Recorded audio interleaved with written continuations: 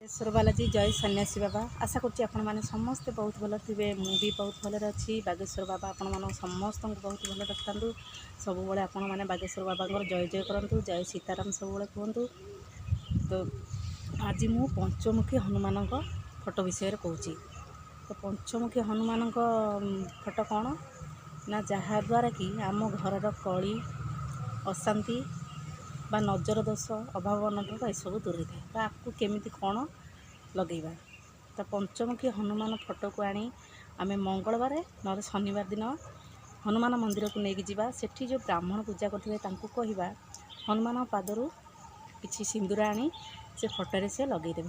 तो ताकू आम घर को नहीं आसवा घर को आनी गोटे पान पत्र किसी महू गोली से ठाकुर फोटो पछपटे थापिदेवा। तो से फोटो छोट फोटो आनी कि विग्रह आनी ताकू आपण मुख्य द्वार में लगेदेवे।